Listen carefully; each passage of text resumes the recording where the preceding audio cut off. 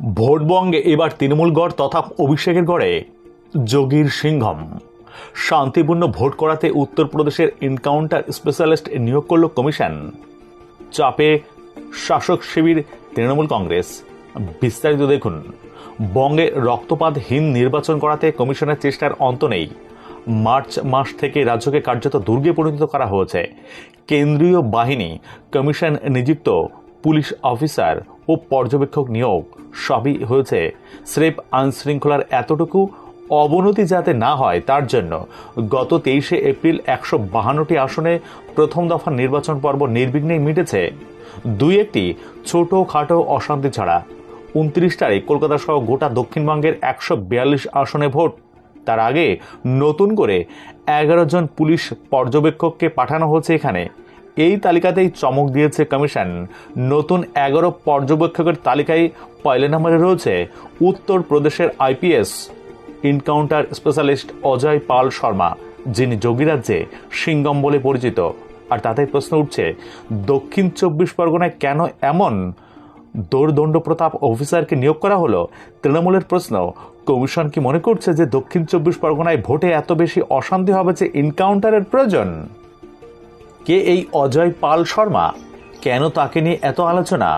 Profile ঘাটলে দেখা যাচ্ছে 2011 সালের আইপিএস ব্যাজের ক্যাডার লুধিয়ানার অজয় পাল শর্মা। তিনি পাটিয়ালার সরকারি মেডিকেল কলেজ থেকে বিডিএস অর্থাৎ ডেন্টাল সার্জারি পাশ করেছেন। তারপর তিনি পুলিশ সার্ভিসে যোগ দেন। এই মুহূর্তে প্রয়াগরাজের অতিরিক্ত পুলিশ কমিশনার হিসাবে দায়িত্ব সামলাচ্ছেন। কড়া মেজাজ আর দাপটের জন্য উত্তরপ্রদেশের পুলিশ মহলে তিনি পরিচিতি এনকাউন্টার স্পেশালিস্ট বা সিংঘম হিসাবে। নয়ডা, রামপুর, শামলি, জৌনপুর যখন যেখানে পোস্টিং ছিল, মাফিয়ারাজ দমনে অজয় পাল শর্মা কার্যত নজির রেখেছেন। 2025 সালে তিনি ডিআইজি পদে উন্নীত হয়েছেন। এবছর তিনি আইজি হয়েছেন। পশ্চিমবঙ্গের ভোটে পুলিশ পর্যবেক্ষক হিসাবে তাকে পাঠিয়েছেন কমিশন। আপাতত দক্ষিণ 24 পরগনার দায়িত্বে অজয় পাল শর্মা। তিনি ছাড়াও এই জেলায় আরও 2 পুলিশ পর্যবেক্ষক নিয়োগ করা হয়েছে। বলে রাখা ভালো, ইতিমধ্যে এই আইপিএস 300-র বেশি এনকাউন্টার করেছেন। উল্লেখ্য, এমনিতে দক্ষিণ 24 পরগনা জেলার রাজনৈতিক মহলে বেশ উত্তপ্ত জেলা। এখানকার 31 আসনের মধ্যে অনেকগুলি কমিশনের নজরে স্পর্শকাতর।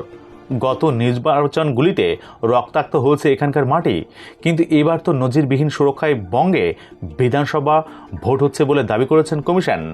অন্তত প্রথম দফা ভোটের পর গুটি কয়েক গুরুতর অভিযোগ জমা পড়া এবং একটি বুথেও পুনর্নির্বাচন দাবি না ওঠা তারই প্রমাণ। তবে কি দ্বিতীয় দফা ভোটে সেই অশান্তির আশঙ্কা করছে কমিশন? এখন প্রশ্ন, উত্তরপ্রদেশের এনকাউন্টার স্পেশালিস্ট আইজি কেন হঠাৎ বঙ্গের ভোটের পুলিশ পর্যবেক্ষক হিসাবে পাঠানো হলো? এমনিতে দক্ষিণ 24 পরগনা জেলা রাজনৈতিকভাবে উত্তপ্ত। এখানকার 31 আসনের মধ্যে অনেকগুলি কমিশনের নজরে স্পর্শকাতর। তাই কি অজয় পাল শর্মার মতো সিংঘমকে দায়িত্ব দেওয়া হলো? প্রশ্ন থাকছে।